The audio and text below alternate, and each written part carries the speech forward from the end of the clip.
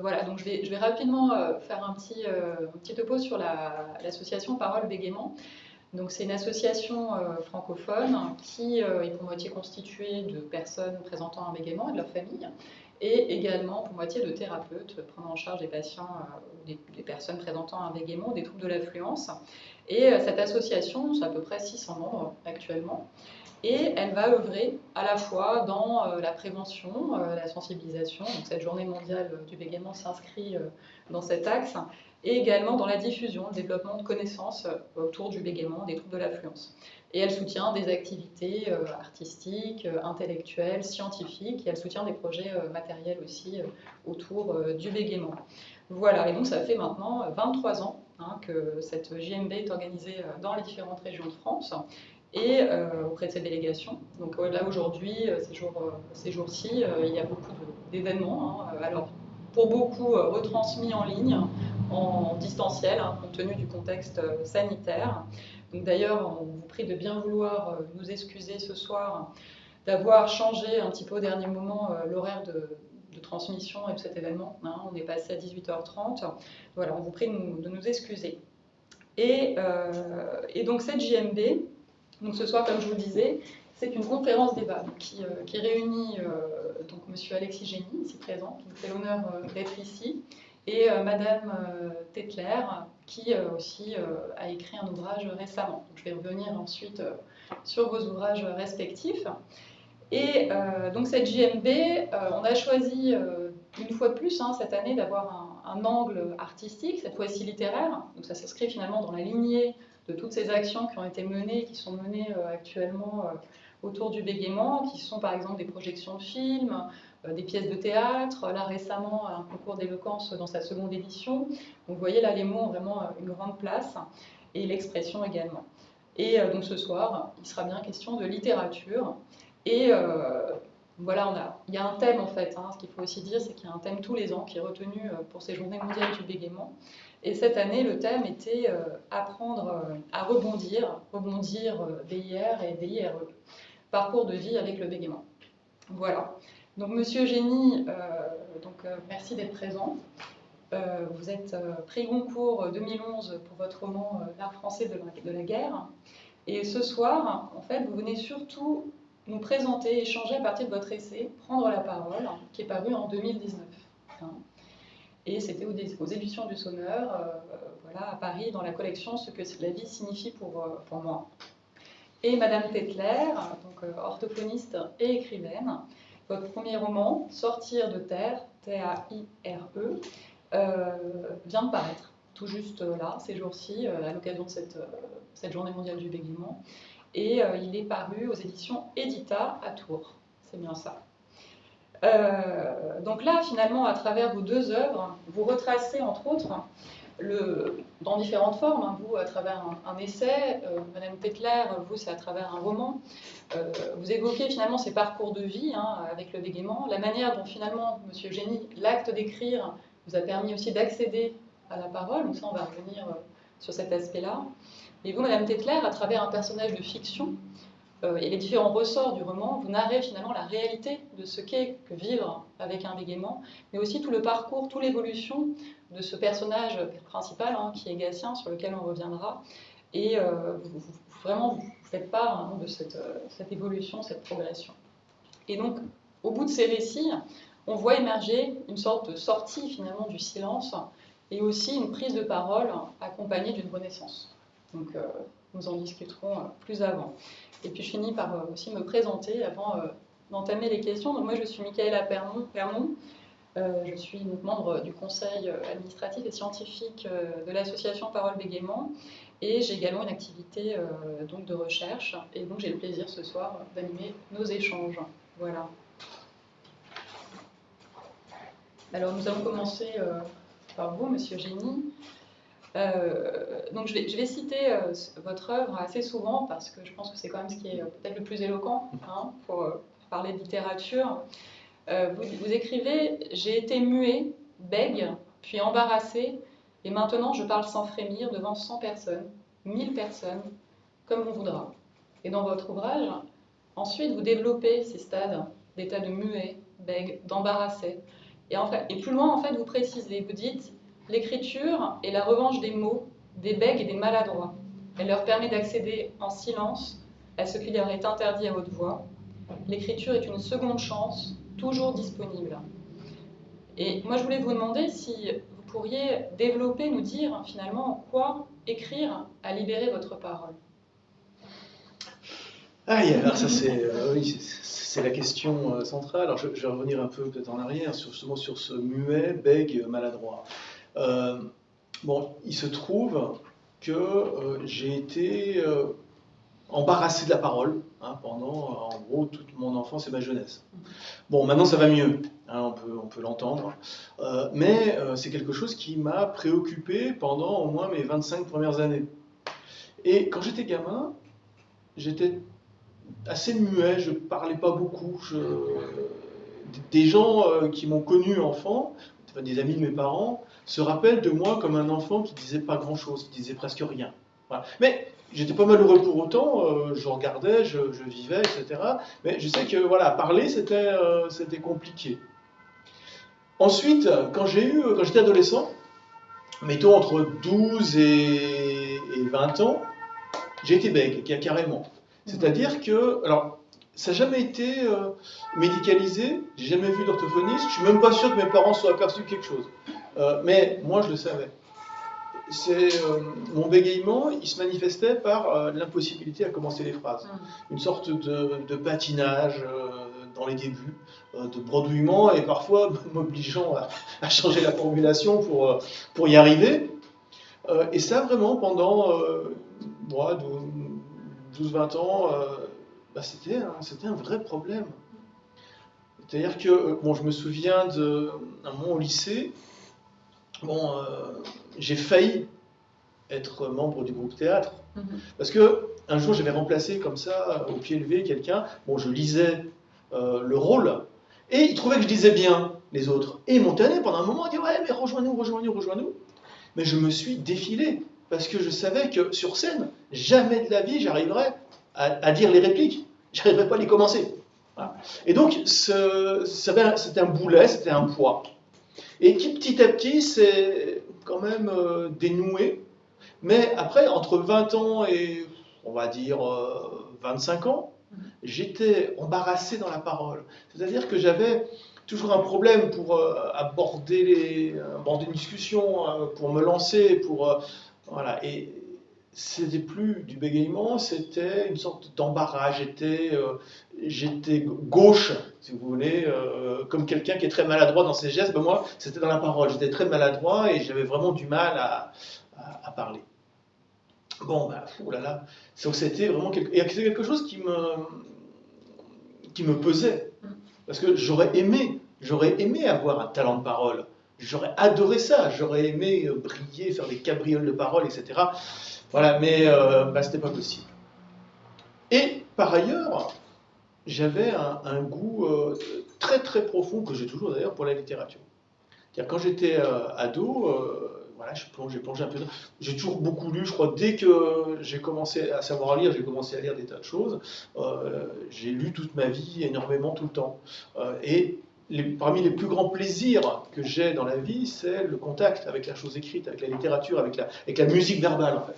J'ai une passion pour la musique verbale, ça me met dans tous mes états. C'est un peu comme un musicien avec la musique, si vous voulez, mais c'est avec l'écriture, avec la littérature. Et dès ado, j'ai eu cette vocation.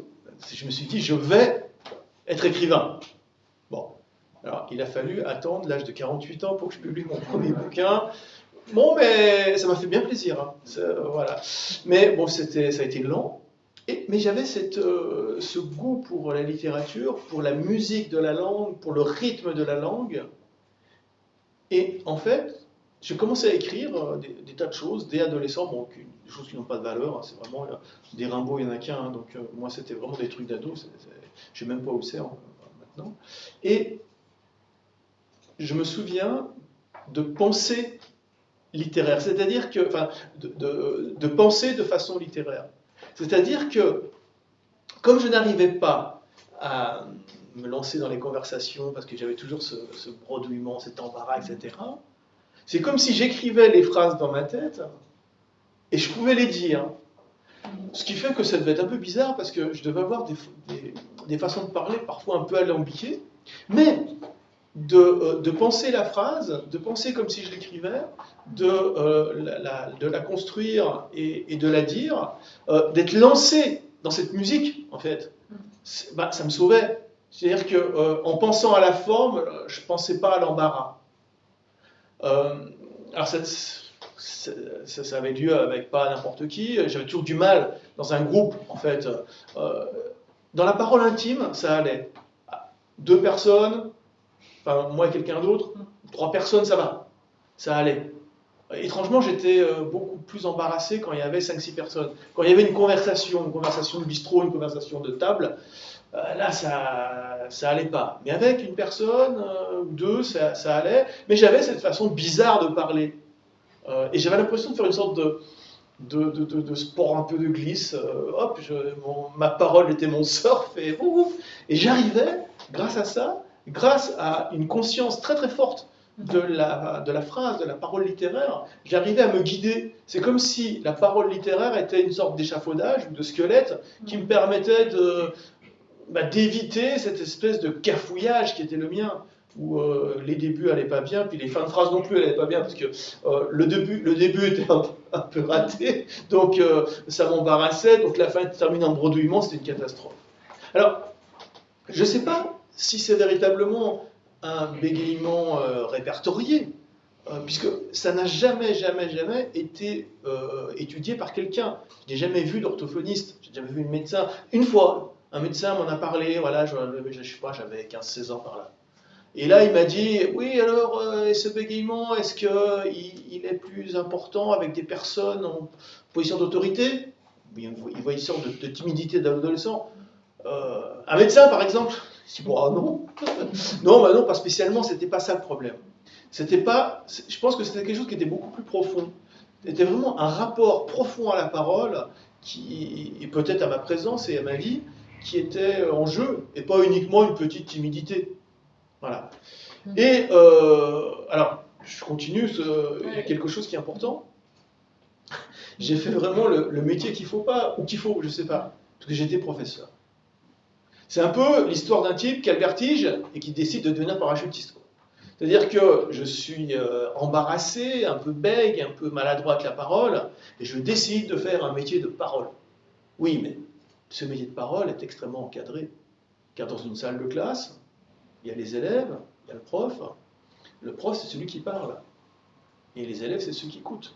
Et on est dans le cadre, un cadre très très précis, un cadre temporel, un cadre physique, un cadre spatial. Et également, le fond de ce qu'on dit, bah, c'est le programme. Donc tout est super bien encadré, et celui qui parle, on sait qui c'est. Il y a une estrade, comme ici d'ailleurs, et on parle de l'estrade. Donc c'est vraiment de la parole cadrée. Et je suis très reconnaissant à ce métier qui m'a permis d'apprendre à parler en public, et à parler en public sans frémir. C'est-à-dire que maintenant je suis écrivain, il m'arrive souvent de rencontrer des gens. On va parler en public, ça me fait ni chaud ni froid, ça me fait même pas, à la limite ça me stimule. Et ça m'arrivait de parler de vraiment, je sais pas, je crois un jour j'avais fait ça à la mairie de Lyon, il y avait les vœux du maire, je crois qu'il y avait 1500-2000 personnes, voilà. Et puis là on me dit, allez, dites quelques mots. Enfin, pas de problème, je dis quelques mots. Et je bredouille jamais. Par contre, quelque chose qui est étonnant, c'est que quand je me mets à parler en public, je ne parle pas de la même façon que quand je parle de façon intime à une personne ou 2 personnes. Il y a quelque chose que vous entendez peut-être, ce que ma compagne appelle une voix de théâtre un peu, c'est-à-dire qu'il y a quelque chose toujours de cette mise en scène de la parole, j'ai toujours besoin de cet échafaudage, de ce squelette, de cette façon de me fixer de me guider sur la musique de la langue, la musique de la phrase, pour arriver à parler sans embarras. Voilà. Parce que finalement, il y a guérison. Je ne suis plus muet, je ne suis plus bègue, je ne suis plus embarrassé. Maintenant, je peux causer. Je peux causer à une personne, je peux causer à 10 personnes, je peux causer à 1000 personnes, aucun souci. Mais toujours, en moi-même. Je sais que je suis un bègue intérieur. C'est-à-dire que toujours, une phrase, je dois la lancer. Je sens la petite crispation au bord. je sens la petite appréhension. Et il y a toujours ça. Ça ne s'entend pas, moi je le sais.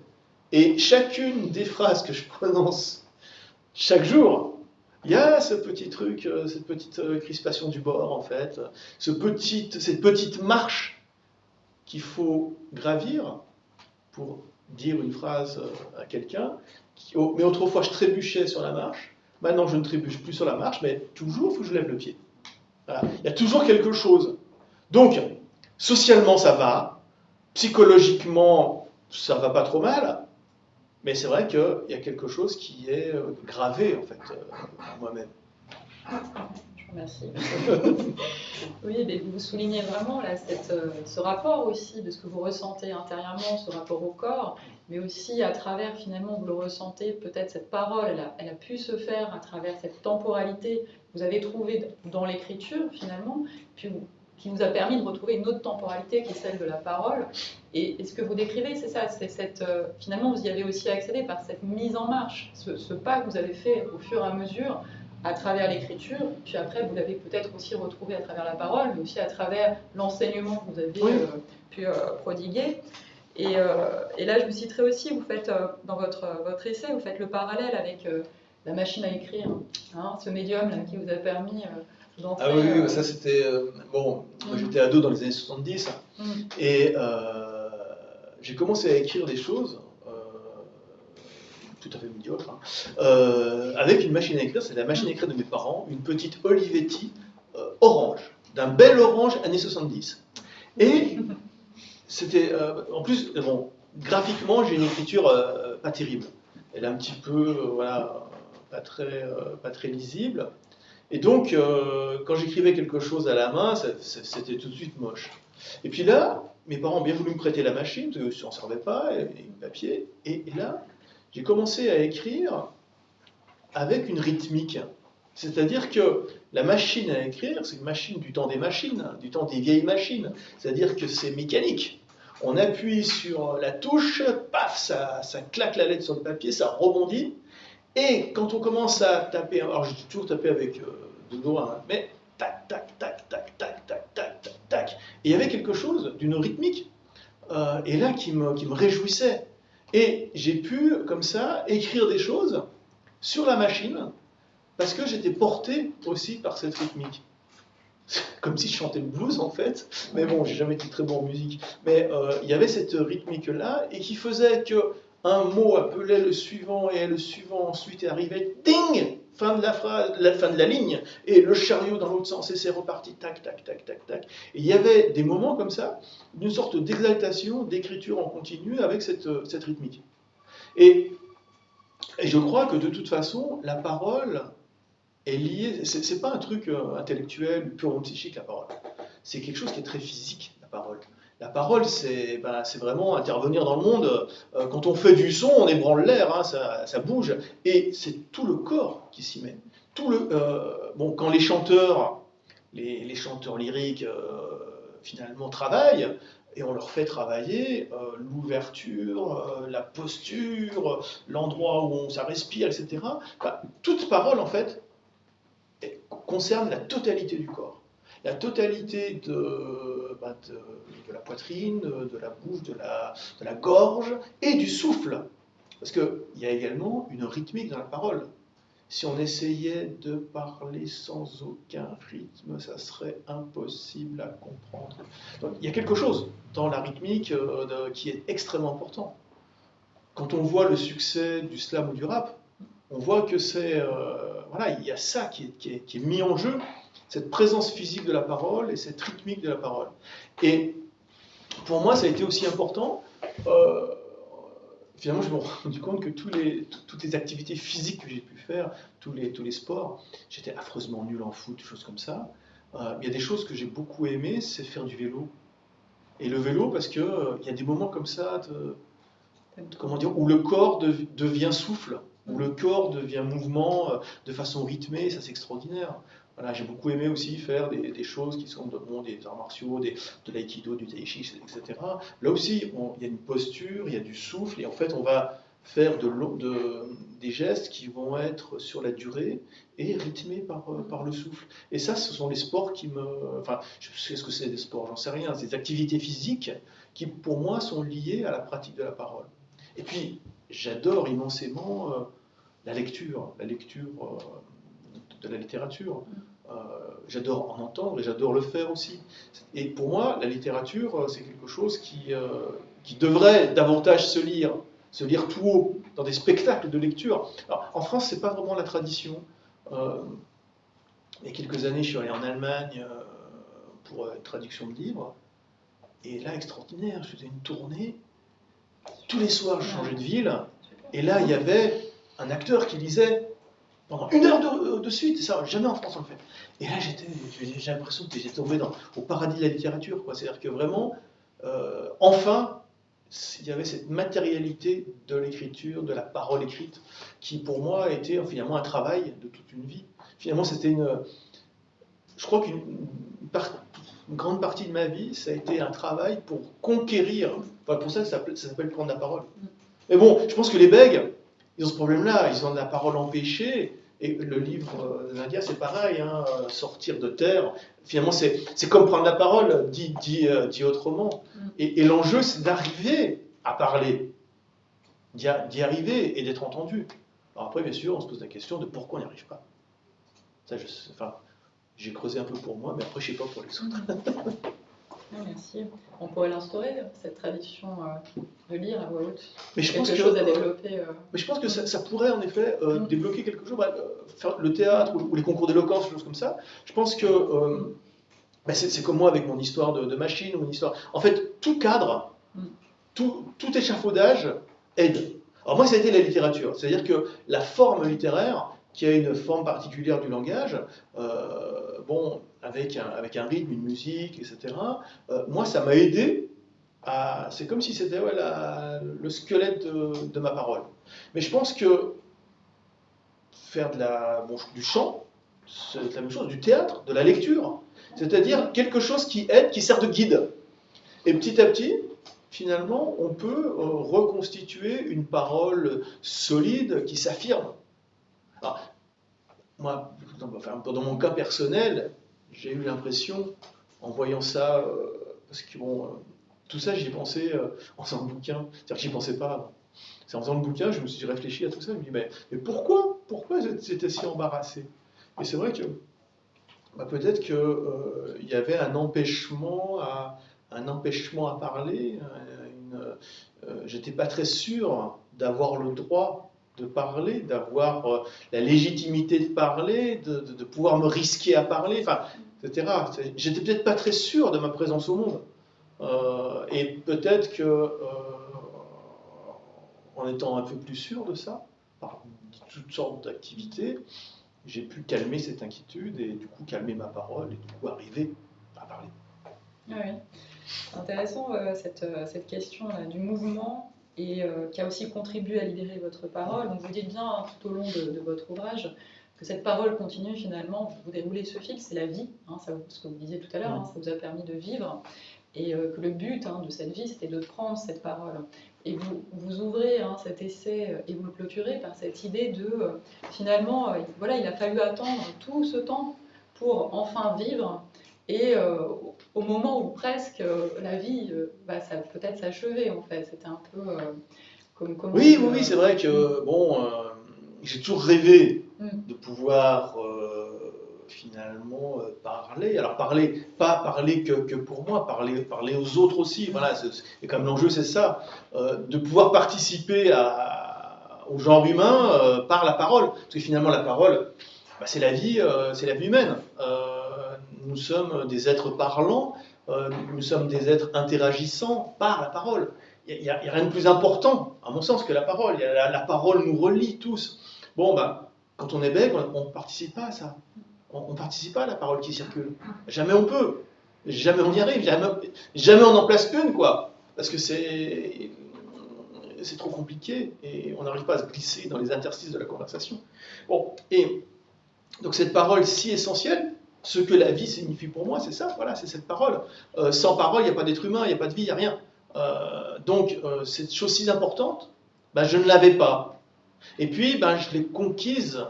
Je l'ai conquise année après année, en faisant, en me passionnant pour la littérature, en étant professeur, en faisant des tas d'activités physiques de souffle, etc. Et puis après en écrivant, et puis voilà. Et puis maintenant, maintenant ça va. Je peux parler aux gens. J'ai enfin réussi à faire ce que je rêvais de faire, à la fois en écrivant des livres et à la fois en maîtrisant un petit peu cette parole, en y arrivant enfin, sans bredouiller, sans m'effondrer de ridicule parce que je bredouille et que les gens me regardent d'un air de ne pas comprendre. Là, ça va mieux quand même. J'ai réussi ça, c'était l'œuvre d'une vie. En fait, arriver à parler, ça a été pour moi l'œuvre d'une vie. Bon, c'est déjà pas mal. Hein, je suis parti de pas grand-chose. Hein, voilà, un gamin muet, un adolescent bègue et un jeune adulte embarrassé. Et maintenant, je suis un homme d'âge mûr qui arrive à parler aux gens. Bon, c'est bien. Mais j'ai une vie bien remplie finalement. Et j'ai accompli ce désir qui m'a occupé pendant des années. Mais tout ça, encore une fois, je m'en suis aperçu en écrivant. Et c'est ça qui est merveilleux dans les livres. Alors, un petit détail. Je voulais pas témoigner sur le bégaiement, c'était pas ça mon truc. C'était tout simplement, il y avait une petite collection chez un petit éditeur qui s'appelait Ce que la vie signifie pour moi. Bon. Et les éditrices, pour le coup, sont des amies. Et elles m'ont dit, ouais, tu voudrais pas en faire un chez nous? Et je dis, je sais pas, oui, mais ce que la vie signifie pour moi, je sais pas ce que c'est. Tu demandes à quelqu'un ce que la vie signifie pour toi, en 50 pages, compliqué. Donc j'ai mis du temps. Et puis un jour, je me suis dit, c'est la parole, en fait, c'est la parole. Parce que je me suis dit ça à l'envers, parce que je me suis dit, c'est la rupture de parole, c'est le silence qui est l'antivie, qui est la mort. Voilà, il faut que la parole circule, il faut que la parole vienne, il faut que la parole se déploie, il faut que la parole vive. Donc je me suis dit, c'est finalement ce que signifie la vie, c'est ça. Et puis je me suis souvenu que j'avais eu du mal. Et donc j'ai commencé à écrire. Je me suis dit, c'est vrai, mais disons, c'est pas que j'avais oublié, mais j'y pensais plus. Je pensais plus au poids que ça a été pour moi. Et petit à petit, j'ai creusé ça. Et en écrivant, je creusais de plus en plus. Puis je me suis mis à parler de choses intimes que j'aurais jamais pensé évoquer, avec ma famille, avec mes parents, avec mon enfance, avec ci et ça, etc. Comment je suis arrivé à me débrouiller avec tout ça. Et finalement, j'ai fini par raconter une histoire de bégaiement, comment on y est et comment on essaie d'en sortir. C'était pas vraiment prévu. Voilà. Mais ça a été extrêmement instructif pour moi-même. En fait, tous les livres que j'ai faits, c'est toujours des livres sur des sujets que je ne maîtrise pas. C'est-à-dire quand j'ai commencé à écrire La Française de la guerre, je ne connaissais rien en guerre coloniale, mais j'avais envie de comprendre quelque chose. Je me dis, c'est un peu délirant toutes ces affaires. Je me suis dit, il faut que je comprenne. Et faire un livre, c'est un travail en fait, un lent travail de creusement et de construction, qui à la fin permet de comprendre un petit peu mieux. Donc voilà, c'est ce que j'ai fait avec ce petit bouquin. Donc le bouquin, c'est le résultat d'une recherche intime, en me posant la question, mais pourquoi? Pourquoi tout ça? Pourquoi j'ai eu tant de mal? Et comment j'ai fait pour sortir de là? Et voilà. Merci beaucoup. Et ça rejoint ce que vous disiez, c'est-à-dire qu'à la fois on comprend en écrivant, au moment où on écrit, et puis il y a aussi cette question de finalement on y est ou on n'y est pas. C'est ce que vous expliquez aussi, c'est-à-dire il y a quand même tout ce processus avant, tous ces efforts, et d'un coup on y est. Et ça c'est un truc très étrange ça. On essaye d'écrire, c'est compliqué, etc. Puis à un moment donné, ça vient. Qu'est-ce qui vient? Je ne sais pas. Ça vient. Et les choses s'écrivent. Hein, j'écris ça, voilà. Et donc, après, la conscience, elle vient après. La conscience, elle va trier ce qui va pas. Elle va construire. Mais après, quelque chose vient. Et comment, pourquoi, je ne sais pas vraiment. Pourtant, j'ai des bouquins, j'en ai commencé à en avoir écrit pas mal. Mais je sais qu'à un moment donné, ça vient. Et alors, j'ai toujours un petit carnet dans une poche pour le moment où ça vient. Métro, la rue, voilà, c'est à un moment donné, paf! C'est comme si le langage s'auto-assemblait dans ma tête. Il faut que je note tout de suite, parce que autrement ça s'évapore comme un flocon de neige, ça ne reste pas. Donc je note, et après ça va servir de base à une écriture un peu plus consciente et réfléchie. Mais vraiment les choses, voilà, et c'est un plaisir inouï de sentir en soi le langage se mettre en forme. Alors, enfin, c'est mon plaisir à moi. J'imagine que d'autres, voilà, un musicien, ça doit se faire avec la musique, un danseur, ça doit se faire avec du geste, je sais pas. Mais moi, c'est mon plaisir à moi. Et comment arriver à ça? Il y a plein de gens qui me disent, ouais, j'aimerais bien écrire, mais je fais comment? Et je dis, bah, je sais pas. Vas-y. Ça, c'est un super conseil quand même. Je veux écrire, j'arrive pas. Vas-y. Ouais, mais j'y arrive pas. Vas-y encore. Hein, donc, je ne peux pas donner de conseils pour le petit saut. Je sais qu'à un moment donné, il se fait. Voilà. Et on est justement dans l'écriture, on est dans le récit, ça vient. Et souvent, bon, ben, ça c'est mes collègues écrivains me disent la même chose que moi, c'est-à-dire, à un moment donné, les choses s'écrivent assez vite. Il y a une sorte de frénésie, voilà, la source a été trouvée, et ouah, ça jaillit, ça jaillit, ça jaillit, ça jaillit, ça sort, etc. Et d'ailleurs, ça jaillit souvent de façon totalement inattendue. C'est-à-dire que ça va à des endroits qu'on ne connaissait pas. C'est ça qui est beau dans la littérature. L'écriture littéraire permet de découvrir des choses qu'on ne savait pas. On écrit des choses qu'on ne sait pas. C'est magique. Alors, l'écriture scientifique, moi je fais des études de sciences, tout ça, bon, on n'écrit que des choses qu'on sait. Voilà. Mais l'écriture littéraire, on commence avec des petits bouts comme ça, puis tout ça, pouf, ça y est. On découvre des choses qui étaient là, mais qui étaient inconnues, et les choses vont s'écrire. Et, bon, et ça, bon, il y a quelque chose qui n'est pas évident dans la façon d'y aller avec confiance. Et je pense que, alors, pour revenir au bégaiement, il y a quelque chose là qui est en lien. Mon problème de bégaiement, c'était le début. Donc c'était se lancer. Donc c'était ce premier pas. Et avec l'essai d'y réfléchir, puis en fait ça marche jamais. Et puis à un moment donné, on se lance. En fait, quand on se lance dans la parole, eh ben ça parle. Mais pour un bec, c'est très compliqué, parce que se lancer dans la parole, il n'y arrive pas, donc ça parle pas. Mais comment on fait?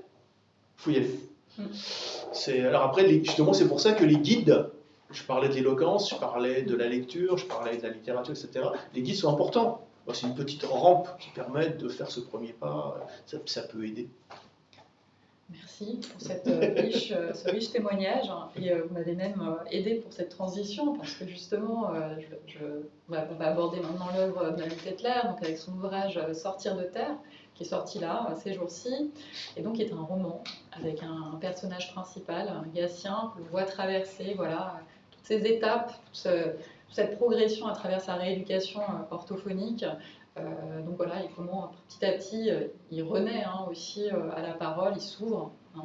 Et donc, Madame Tetler, donc vous, justement, vous avez je m'intéressais à ce processus créatif que vous pourriez avoir, parce que je sais que par ailleurs, vous menez des recherches universitaires, vous avez cette habitude, en tout cas, de rédaction d'articles scientifiques.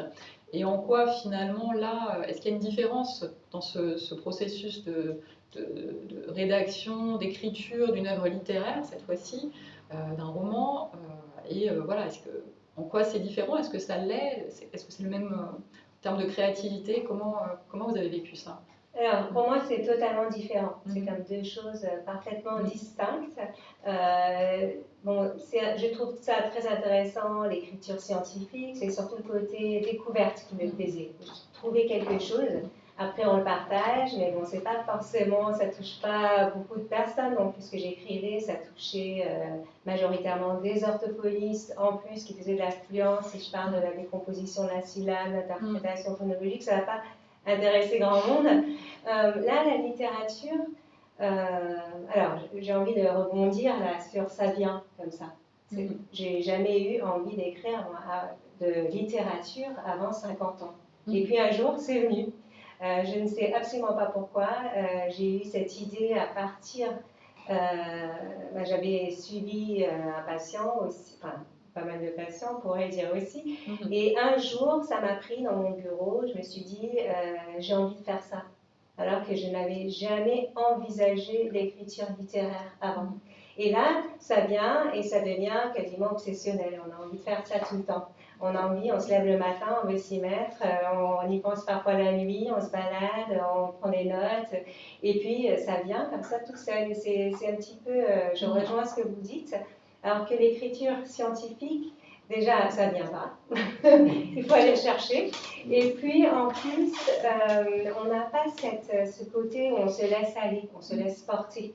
On fait son boulot et c'est intéressant, mais on n'est pas emporté, vraiment. Là, on sent qu'on est emporté, c'est très, c'est assez incroyable. Et je pense que j'aurais voulu le faire beaucoup plus tôt si j'avais su que c'était si bien.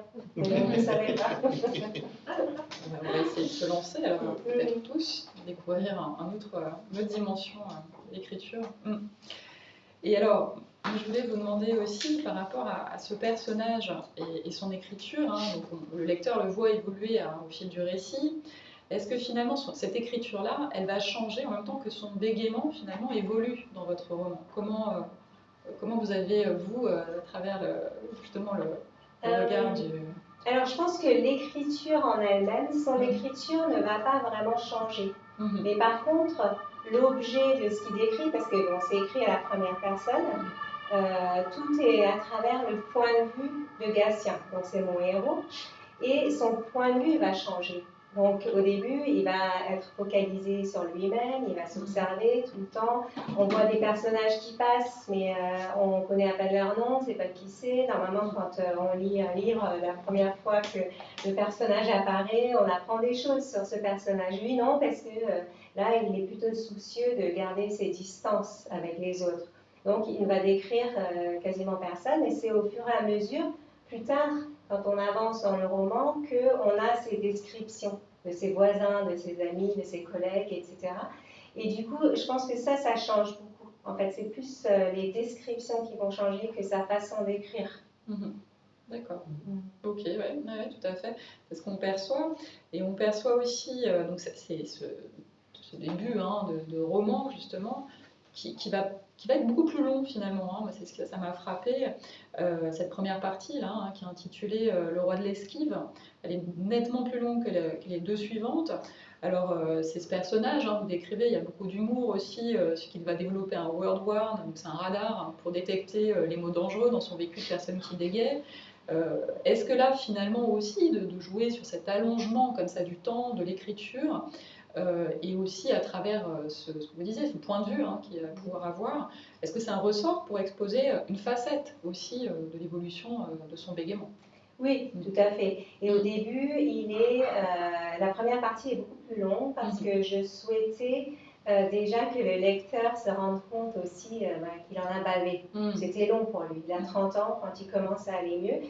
Donc, je voulais que ce soit long pour le lecteur aussi, que lui aussi il en bave parce qu'il en souffre et qu'il se dise « Ah, ça y est, ça va enfin pouvoir aller mieux ». J'avais un peu envie que le lecteur ait ce soulagement avec lui. Et puis aussi, au début, il a énormément de choses à dire parce qu'il parle tout le temps de son bégaiement. Il commence à en parler là et il interprète, il cogite, il est en train d'analyser, de se poser énormément de questions. Après, il va mieux et il en parle moins. Donc les chapitres sont plus courts et il a moins de choses à dire. C'est un peu comme... ça me fait penser à Brel qui a arrêté de composer. Ses fans étaient désespérés parce qu'il ne voulait plus composer, mais il disait « Moi, je vais bien maintenant, j'ai plus envie de composer. Je composais quand j'avais de la douleur, c'était ma façon.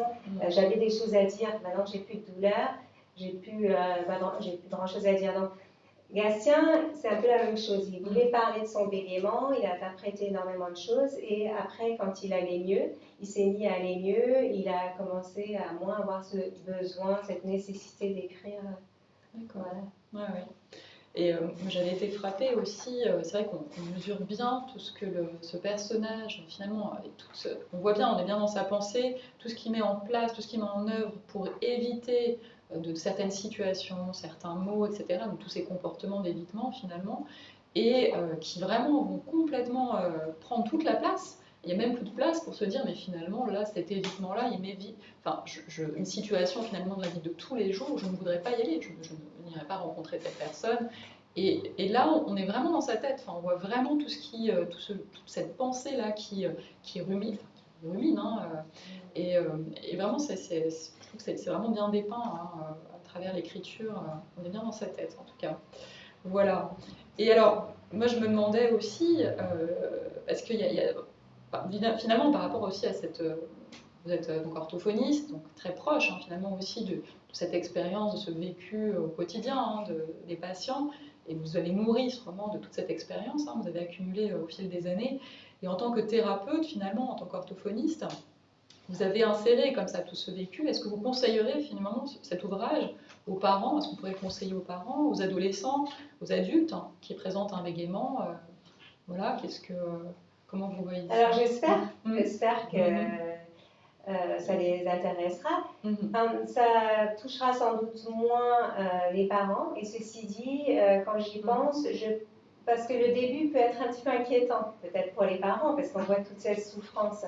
Mais en même temps, je pense que certains passages seraient très intéressants pour les parents, notamment la réaction des parents. Parce que lui, il parle de la réaction de ses parents. Donc évidemment, son père, bon, je ne vais pas spoiler le livre, mais il est très sévère, on se doute qu'il ne faut pas gronder ses enfants, les punir, etc. quand il bégaye. La mère, c'est plus subtil, on va dire, mais elle a ce regard très inquiet quand il se met à bégayer. Elle s'inquiète et elle lui transmet cette inquiétude. Et je pense que dans ce côté-là, c'est très important que les parents sachent aussi que l'attitude qu'ils vont avoir par rapport au bégaiement de l'enfant va avoir un impact énorme sur le développement de l'anxiété sociale, sur comment il vit son bégaiement. D'ailleurs, on parlait tout à l'heure de Joe Biden avant l'émission.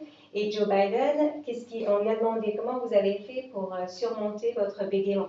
Donc d'ailleurs, on en parle beaucoup plus librement, je pense, aux États-Unis. Même Obama parlait de son vice-président comme quelqu'un qui était si fort grâce à son bégaiement. Et donc sa réponse, il a dit à 3 choses qui m'ont vraiment aidé à m'en sortir. Et la première chose, c'était la réaction de sa mère. Donc la réaction de sa mère, pourquoi? Parce qu'elle lui disait, Joe, tu es un garçon fort, intelligent et beau, tu vas t'en sortir et ne laisse jamais le bégaiement te faire penser autre chose. Ne laisse pas le bégaiement te définir en tant que personne. Donc il a entendu tout le temps ce discours-là. Ça donne forcément confiance dans la vie et ça aide les enfants à ne pas développer cette anxiété, ce repli sur soi, parce qu'on peut tout faire avec un bégaiement. On peut devenir, peut-être, on va croiser les doigts, le président de la première puissance mondiale avec un bégaiement, il bégaye toujours d'ailleurs quand il est fatigué.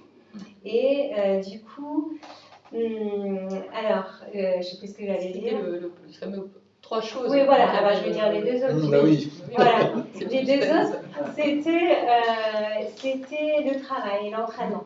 Donc ça aussi, là aussi, on voit beaucoup d'entraînement, parce que Gatien, mon héros, là, il travaille énormément.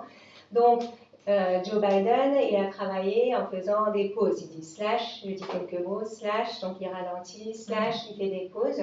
Et la 3e chose, c'était l'espoir. Enfin, il n'a pas dit comme ça, il a dit la conviction que j'allais m'en sortir. Et ça aussi, c'est très important que les parents aient cet espoir et transmettent cet espoir. S'ils disent à l'enfant, bon, je ne sais pas si tu vas trouver du boulot, si tu ne fais pas des efforts, attention, ça va être problématique pour toi. Ça n'a pas du tout le même discours que vas-y, tu bégayes et alors tu peux tout faire. Tu peux être enseignant, ministre, avocat, ce que tu veux. Donc voilà. Confiance en l'avenir. Voilà, exactement. Confiance en l'avenir et on connaît le côté thérapeutique de l'espoir. Donc ça, c'est important. Donc voilà. D'accord, oui. Donc là, tout public, et puis même aux personnes moi je le conseille vivement aussi aux personnes qui ne présentent pas de bégaiement. Moi je me suis régalée en tout cas à sa lecture, j'ai beaucoup ri aussi. Voilà. Et finalement, parce que là on parle de ce personnage qui est pris en charge, qui est pris en soin en orthophonie et qui, il le dit, donc voilà, il persévère, il y a tout ce parcours qu'il a traversé, toutes ces étapes dans sa progression pour sortir de terre aussi. Mais finalement, l'orthophonie, elle apparaît quand même souvent. C'est un levier de cette progression.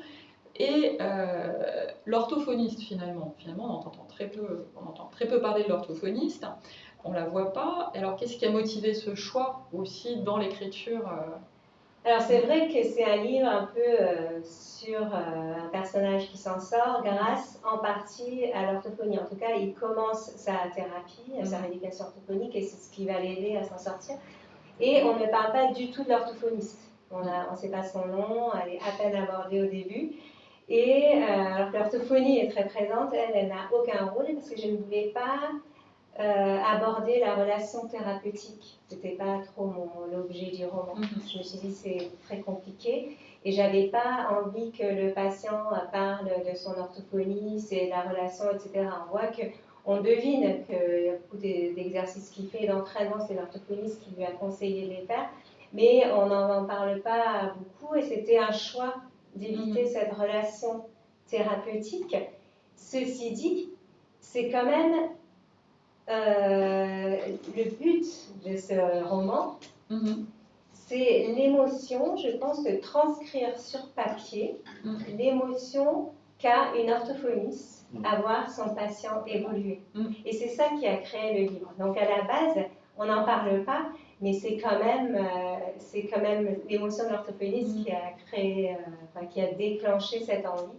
Parce qu'on parle beaucoup des émotions dans le bégaiement, la crainte, la peur, l'appréhension, l'évitement, la honte, etc.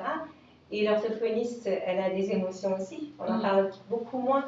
Et c'est vraiment ça que j'avais envie de partager. Donc c'est pas les mêmes émotions, mais les orthophonistes, quand on parle entre collègues, on voit quand on parle de nos échecs thérapeutiques pour avoir des conseils, mais on parle aussi de nos succès thérapeutiques. Et là, on voit dans le regard des collègues, vraiment cette lumière, c'est quasiment excitant. Quand son patient il évolue comme ça, c'est très très prenant. Et c'est ça qui m'a poussée à écrire ce livre. Et ce n'est pas les mêmes émotions. Je ne sais pas si je peux raconter une petite anecdote, parce que je pense que on n'a pas les mêmes émotions. Elles sont très fortes, mais elles sont un peu différentes. Je vais raconter l'histoire d'un de mes patients que j'ai suivi plusieurs années. Il souffrait vraiment de solitude. Il habitait dans une exploitation agricole avec ses parents, qui étaient exploitants agricoles, et il ne voyait personne, il ne sortait pas, parce qu'il était persuadé qu'on le prendrait pour un idiot. Depuis qu'il est petit, il disait, quand je bégayais, on me prend pour un idiot. Donc il ne parlait pas, il évitait. Et il a commencé un jour il a débuté une prise en charge. Et au bout de quelques temps de prise en charge, donc c'est cette personne qui ne sort pas, qui souffre de solitude, etc., que je suis depuis 1 an ou peut-être 2, je ne sais pas. Et puis, on travaillait la fluence, une technique de fluence, donc il devait ralentir, faire des pauses, il était très concentré. Et je lui ai posé une question un peu bateau, racontez votre samedi en utilisant la technique. Alors il dit donc samedi, je suis allée courir au lac de Joué-les-Tours et j'ai rencontré les autres personnes sur le parking. Alors je dis les autres personnes, alors je ne voulais pas paraître intrusive, mais ça m'interpellait un petit peu. Je dis oui, on était 6 personnes à courir. Alors je dis mais d'où elles sortent ces personnes? Et il me dit bah, je les ai rencontrées je les ai trouvées sur un groupe. Il a fait la démarche vers un groupe de gens comme Meetup, trouver des gens avec les mêmes intérêts. Et il a rencontré ces gens comme ça pour aller courir. Et là, alors moi j'étais là, mais vous me dites ça comme ça, là, que vous avez eu déjà l'envie d'aller voir d'autres gens et ensuite le courage d'aller retrouver 6 personnes, lui qui ne sortait jamais. Et ça voilà, c'est juste pour dire que ça m'a vraiment touchée, mais ce n'était pas du tout les mêmes émotions que lui. Lui, il était très content parce qu'il n'avait pas bégayé quand il avait couru et personne n'avait remarqué son bégaiement. Voilà, donc c'est un peu pour expliquer cette émotion de l'orthophoniste. J'avais un petit peu envie de parler de ça parce qu'on n'en parle pas et forcément on est humain aussi. Et quand on travaille longtemps avec nos patients, c'est la réflexion que je me suis faite à la lecture de Laura. J'ai pensé à mes patients justement. Et je me suis dit, ben oui, c'est vraiment les voir progresser, en tout cas quand ça évolue favorablement comme ça. C'est vraiment, voilà, ça me nourrit aussi. Hein. Et on le sent, voilà, c'est des émotions très différentes. Merci. Ouais. Et là-dessus aussi, parce que lui, il y a tous les deux hein, dans vos ouvrages respectifs, il y a cette question de difficulté dans le mouvement finalement, cette difficulté à produire cette forme sonore, mais il y a aussi cette sorte de vide que va ressentir la personne qui présente, en tout cas dans le personnage de votre roman, et puis là dans ce que vous avez pu ressentir aussi, mais à travers l'écriture également, c'est-à-dire de vide, de ne rien avoir à dire. Ça, vous le décrivez chacun très bien. Madame Tetler, vous dites mon problème à moi, donc ça c'est votre personnage donc son jeu là qui s'exprime. À moi, ce n'est pas seulement que les mots ne sortent pas. Retirer mon bégaiement et je ne saurais pas quoi dire. C'est l'idée même qui me manque à supposer que j'ai envie d'initier une conversation. Et vous, Monsieur Génie, dans votre essai, vous écrivez « J'ai commencé difficilement car j'étais bègue et je n'avais rien à dire. Il est cruellement loufoque de n'avoir rien à dire et de quand même redouter le bégaiement. Mais c'était comme un ressort d'angoisse vissé dans ma poitrine.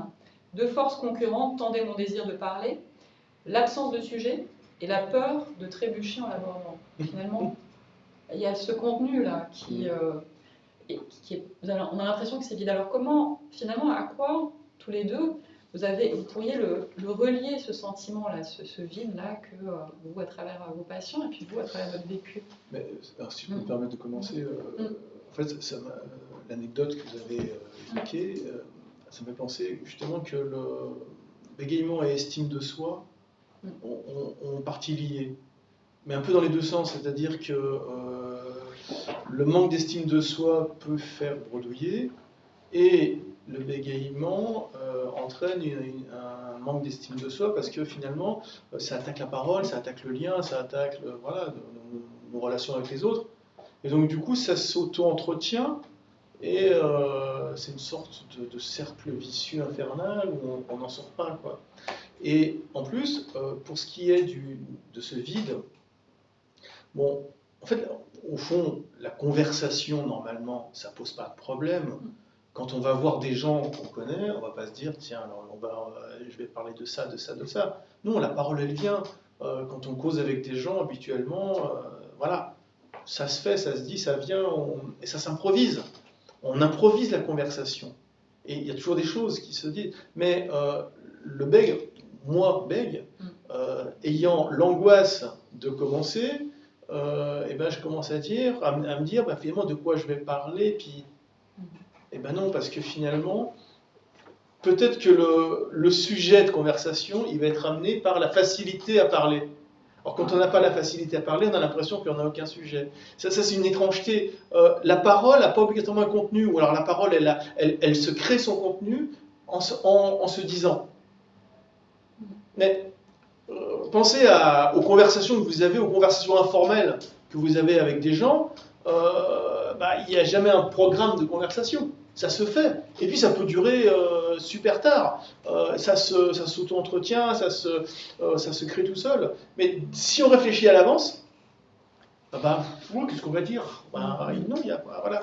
Et là, il y a un rapport entre ce problème d'estime de soi, ce problème de facilité de parole, et ce problème de contenu de la parole qui est en fait apporté par l'exercice de la parole. Donc le bègue, là, il est triplement puni parce que il n'a pas de facilité de parole, donc il n'a pas de contenu non plus, et donc il n'a pas d'estime de soi, et là, il s'en sort plus. Heureusement, quelqu'un d'autre peut peut-être en effet l'aider.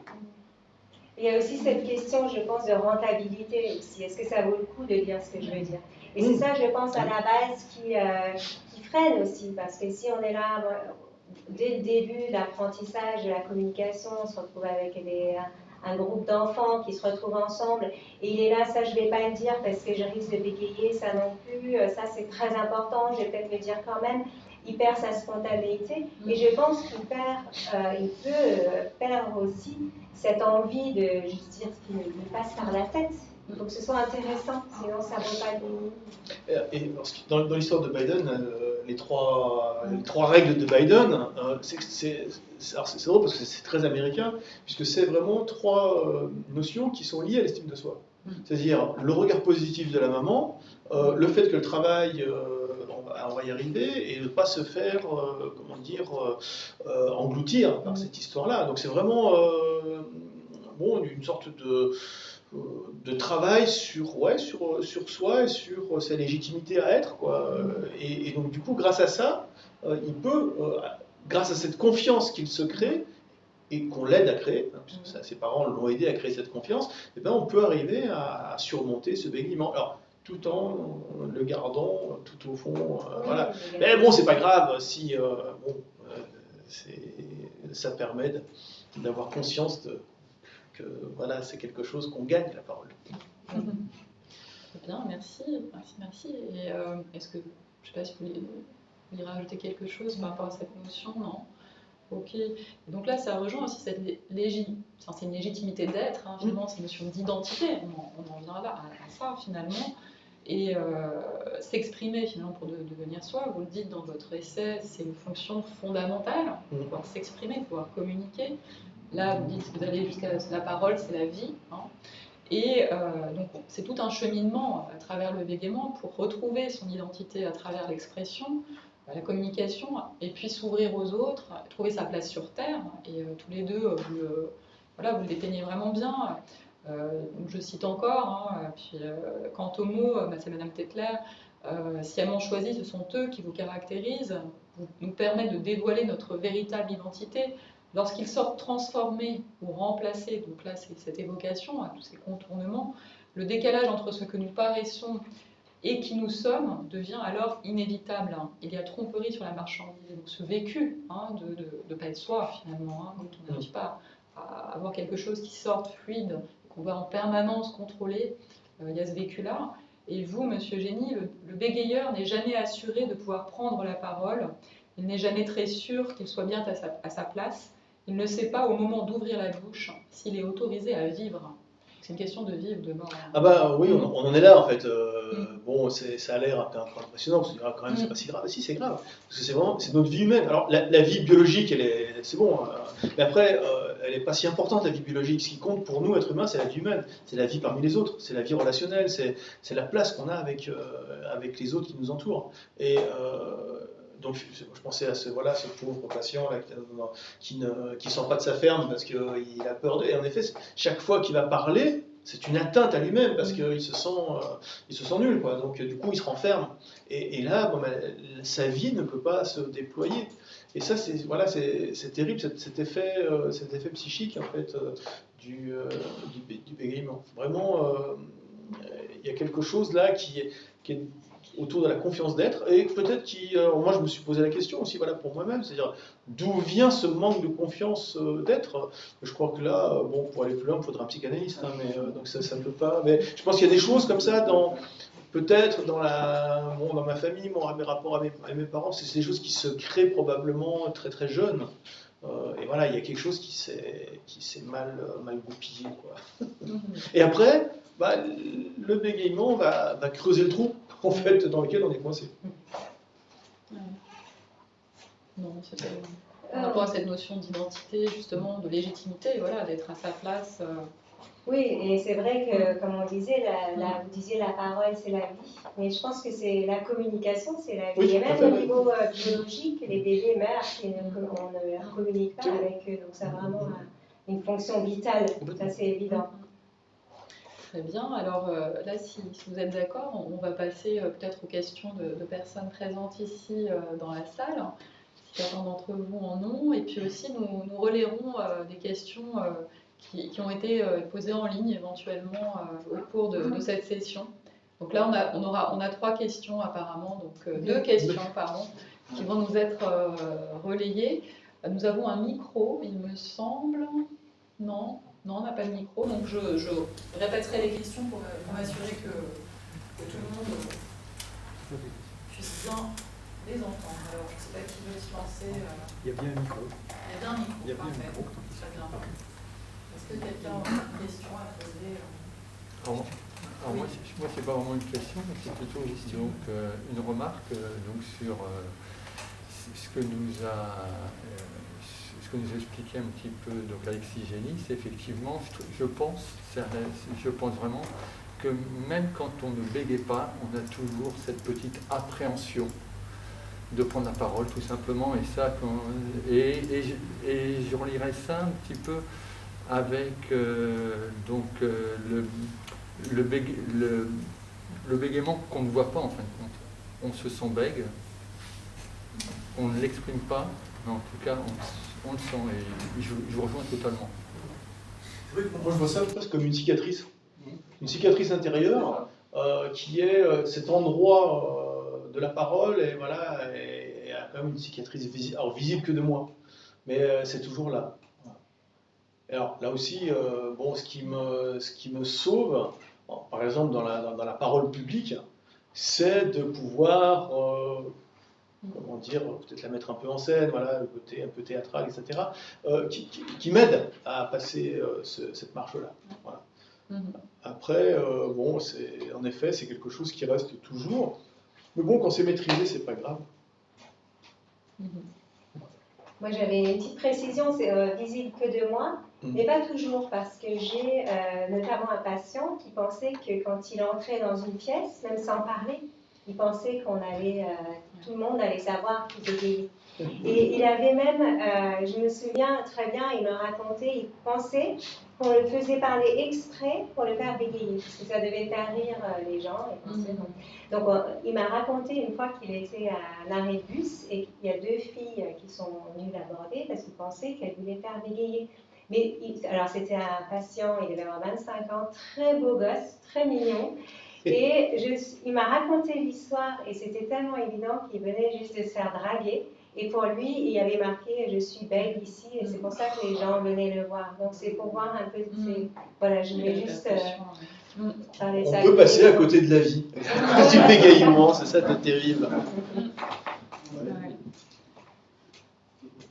Effectivement, moi je me reconnais énormément dans votre parcours de vie, dans votre évolution, sauf que je ne suis pas parvenu à être repris Goncourt.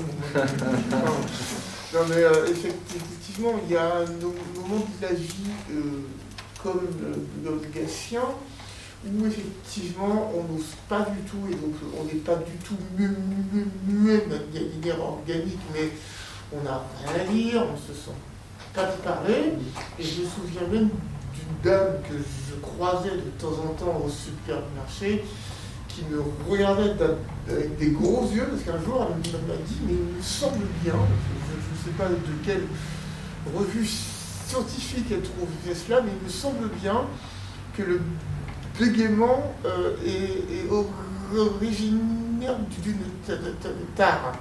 Donc elle me prenait bien pour un taré ou un demeuré.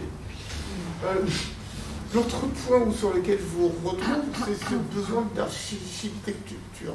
Parce que depuis que je suis petit, aussi loin que je me souvienne, je n'ai jamais, entre guillemets, parlé comme mes amis. J'avais une conversation qui avait besoin d'être structurée, et donc qui est un petit peu plus, on va dire, normée que les autres. Donc du coup, on me prenait pour quelqu'un d'un petit peu pompeux, mais j'avais besoin de ces structures-là. Et puis l'autre point, c'est effectivement quand on arrive dans sa vie, où on s'installe un peu plus, où on prend un peu plus de sa place, parce que c'est la communication, c'est la vie, c'est que si on ne prend pas sa place à un moment, eh bien, on n'existe pas, en fait.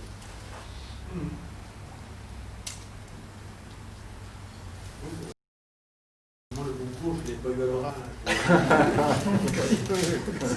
Mais encore que maintenant...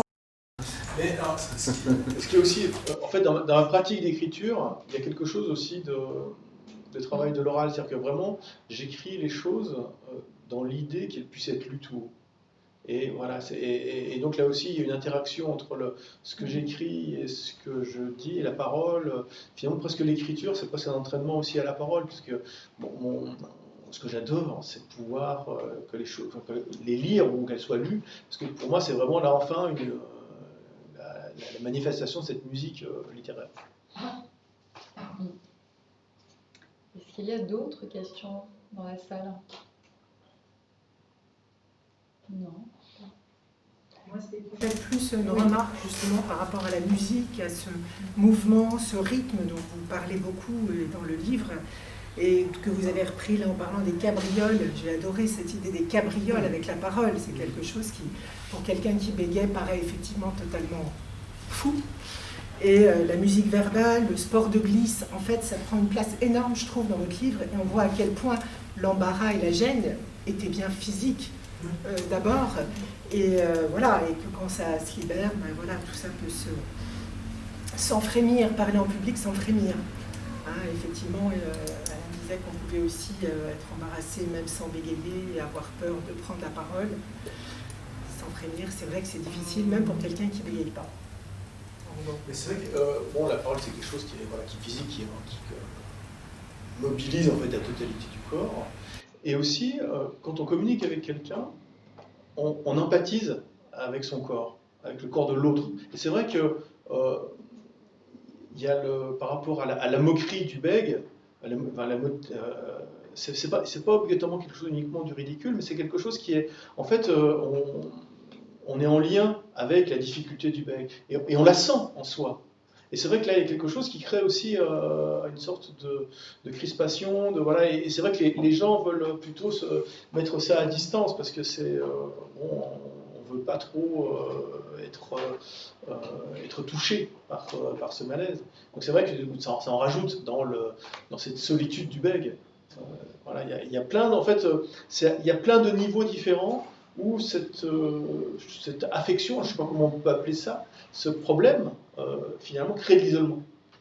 Et c'est dramatique. Moi, j'ai réussi à en sortir par des trucs, évidemment très intérieurs, mais bon, il y a des tas de gens qui passent vers la course à pied peut être mais en fait, il y a des moyens de sortir, mais ils sont très divers. Mais bon, c'est vrai que ça crée de la solitude autour.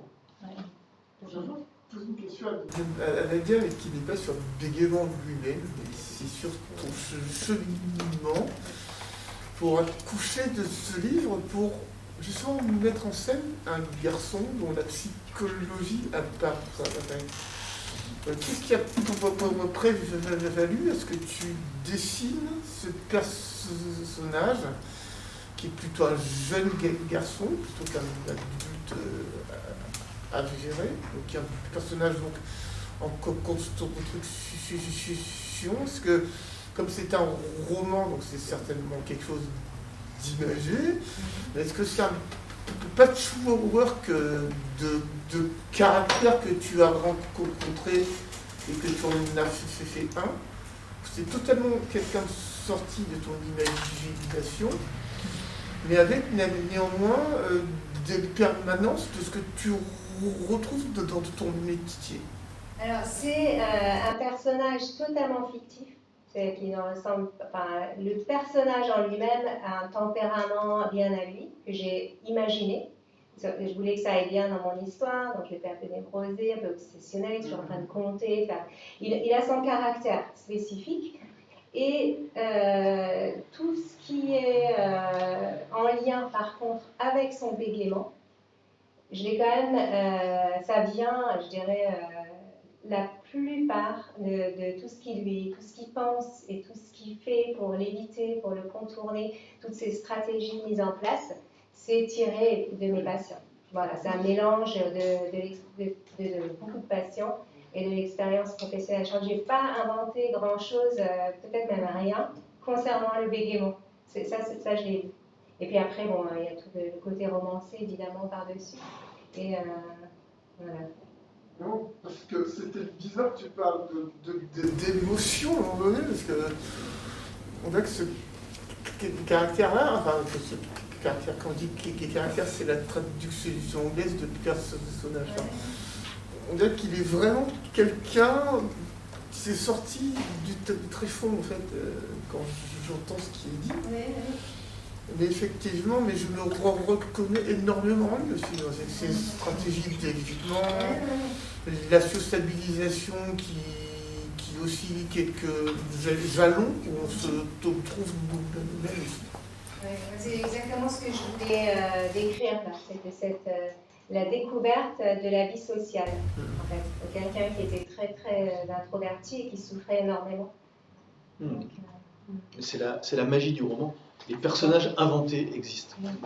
C'est quelque chose d'universel. Voilà, et on s'en lasse pas. Alors, merci pour vos questions. On va passer aux questions qui ont été posées en ligne. Alors, au début, il n'y en avait pas beaucoup, et puis après, il y a une petite avalanche. D'accord. Il y a deux questions purement pratiques, ça devrait aller très vite. C'est est-ce que la conférence sera enregistrée? Je crois que la réponse est oui. Oui, alors Et pas mal de gens demandent les références exactes des deux ouvrages. Oui. Voilà, donc ça sera peut-être Voilà. aussi sur le site Ça internet. sera sur le site internet. Et puis on les a ici, donc je rapporte. Donc là, Alexis Génie prendre la parole aux éditions du Sonneur dans la collection Ce que signifie la vie pour moi. C'est ça, ce que la vie signifie pour moi. Et puis, donc ça c'est édité à Paris. Et puis l'ouvrage de Madame Tetler, Sortir de terre. Voilà, aux éditions Edita Alpho, qui est paru là ce mois-ci. Voilà. Est-ce qu'il y avait. Donc les autres questions, voilà, donc en gros il y en a 3. Une question pour Madame Tetler, il me semble, c'est une maman d'une ado qui bégaye et se demande est-ce qu'il faut que je lui dise qu'il faudra qu'elle se batte toute sa vie contre le bégaiement ou bien qu'un jour elle pourra le vaincre.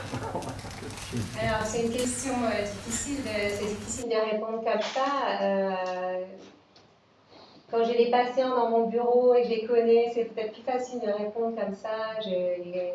Alors, comment je peux répondre à ça? Je pense qu'il n'y a pas besoin de se battre toute la vie. C'est ce mot-là qui est... Quand on est adolescent et qu'on a un bégaiement, il est fort probable qu'il persiste par moments. On regarde Joe Biden qui avait un bégaiement sévère, il dit qu'il bégayait encore. Mais je ne pense pas qu'il se batte contre son bégaiement. Vous non plus, je ne pense pas que vous vous battez. Donc, j'y pense un peu, voilà. Mais voilà, c'est vrai que dire qu'il faudra te battre toute ta vie, ouais, voilà, c'est ça. Ça plombe quand même. Ça plombe. Et justement, là, dans l'espoir et les progrès thérapeutiques et voir les choses avec espoir, qu'on en revient tout à l'heure, si on a ça toute ta vie, il va falloir que tu te battes. Je pense que ça peut plomber en effet l'espoir, donc je ne lui dirais pas comme ça. Mais il faut peut-être qu'elle sache qu'elle gardera un petit peu de difficulté si elle peut beaucoup progresser, apprendre à maîtriser sa parole dans certaines situations, à mieux le vivre, à vivre avec, et ça peut se passer très très bien, voilà, sans devoir se battre tout le temps. Alors, une question, c'est marqué explicitement, question pour Monsieur Génie, 2 points. Elle est très précise. Hein. Lorsque vous dites que le manque d'estime de soi peut faire bégayer et que le modouillement entraîne une manque d'estime de soi, dissociez-vous ces 2 termes. Alors, ça serait quel terme que je dissocierais? Bégaiement et bredouillement? Oui, c'est-à-dire que je crois que la personne dit le manque d'estime de soi qui ferait bégayer.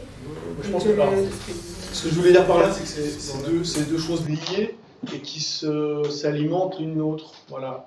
C'est-à-dire que, bon, Bon, alors on peut imaginer... Enfin, je pense que arriver à prendre la parole, justement, c'est quelque chose qui nécessite une certaine estime de soi, parce qu'il faut quand même prendre la parole, ça veut dire qu'on estime qu'on a quelque chose à dire et qu'on va le dire et que les gens vont écouter. Donc, et quand on n'a pas ça, en effet, ben, on peut en effet bredouiller. Alors je dis bredouiller, c'est peut-être... moi je le sens comme ça parce que voilà, je ne sais pas si j'ai eu un bégaiement véritable. J'ai eu des problèmes justement des problèmes de début de phrase qui sont simplement, voilà, j'arrivais pas à me lancer et ça faisait une sorte de comment dire, de sorte de je sais pas comment on peut appeler ça, une sorte de trépidement comme ça, qui faisait que ça partait pas, et je recommençais la phrase 1 fois, 2 fois, jusqu'à ce qu'en effet elle aille. Ce qui rend les choses, la communication extrêmement compliquée, quoi. Il faut vraiment que les gens soient gentils pour qu'ils écoutent jusqu'au bout.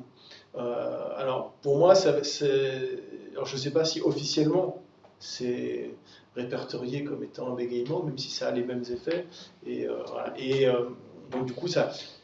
À un niveau un petit peu moindre, c'est comme un peu bredouiller aussi, c'est-à-dire se mélanger un petit peu les pinceaux et ne pas arriver à formuler correctement les phrases. Voilà. Peut-être qu'en tant que terme scientifique, nous, on n'utilise pas tout à fait le bredouillement de la même façon, en fait. Parce que ça, c'est bredouillement pour le commun des mortels. Et en fait, c'est vrai qu'il y a aussi un terme bredouillement qui fait que... qui n'est pas la même chose que bégayer, en fait. Où les gens... effectivement se mélange un petit peu les pinceaux, se mélange complètement les pinceaux dans la tête d'ailleurs. Et physiquement, effectivement, il y a moins de tension, mais des fois, ça rend les choses inintelligibles. Alors, je ne sais pas si peut-être... Alors, c'est juste, donc je sais pas, c'est vrai que n'étant pas passé par les orthophonistes, j'ai jamais été diagnostiqué, jamais été... Voilà, c'est vraiment... en fait, j'ai découvert moi-même tout ça un peu en l'écrivant, mais j'ai traîné ce boulet pendant des années en étant un peu honteux de ce boulet, c'est-à-dire ayant du mal à m'inscrire un peu dans les sociabilités à cause de ça. Puis finalement, bon, on s'en sort, et j'avais laissé ça un petit peu derrière moi, dans des souvenirs, et puis c'est en écrivant que je m'en suis rappelé, que je me suis rendu compte de tout ce que ça impliquait, de tout ce que c'était, de toute la difficulté qu'il y avait à vivre ça. Voilà. Mais c'est vrai que là, je ne suis pas très clair sur... voilà, j'ai pas fait des recherches, le bouquin, sur ce que c'était d'un point de vue orthophoniste. C'est vraiment...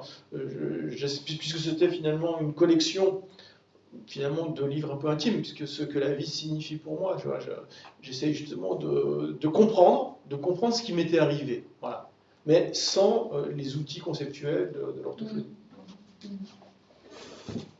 C'est une dernière question. Plutôt qu'une question, parce que là il y a vraiment beaucoup de choses, un message de la mère d'un jeune adulte de 25 ans que je vous lis parce que bon, c'est agréable. Bonsoir, je suis maman d'un jeune adulte de 25 ans qui a toujours bégayé. Actuellement, il est formateur. Il bégaye encore, mais n'est pas gêné dans son travail. Pour moi, c'est ça la victoire contre le bégaiement.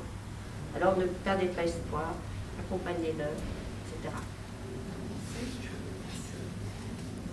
Merci à tous. En tout cas, je pense qu'il est l'heure de clôturer cette journée mondiale du bégaiement. On pourrait continuer comme ça d'échanger. Je trouve ça vraiment très passionnant, et de faire dialoguer finalement aussi ces vécus, ces différentes façons d'en parler à l'écrit finalement. Voilà, donc on va terminer cette soirée. Donc l'APB vous remercie vivement tous les deux d'avoir été présents ce soir. Et voilà, moi je vous recommande en tout cas vivement à tous la lecture intéressante, passionnante et instructive de vos ouvrages dont on a débattu. Donc Prendre la parole de Monsieur Alexis Génie et Sortir de terre de Madame Tetler. Et on pourrait aussi conclure en disant que on pourrait apprendre donc à rebondir à travers les mots et par nos corps, et de continuer finalement à mettre en avant, à questionner des œuvres littéraires et artistiques qui apportent un autre éclairage, une autre lumière au parcours de vie avec le bégaiement. Voilà, et donc moi je vous remercie vraiment tous d'avoir été présents ce soir, ici ou derrière vos écrans, et aussi de votre écoute, et d'avoir suivi cette JMB. Et un grand merci aussi à l'APB, aux membres qui ont contribué à l'organisation de cette soirée, notamment Elisabeth Vincent, ici présente, dont c'est l'idée originelle. Voilà, donc vous êtes ici présent grâce à Elisabeth, à Vincent. Et aussi, je tiens à remercier Olivier Humez, qui sans lui, on n'aurait pas toute cette technique et cette logistique. Et également François Pacro qui y a aidé.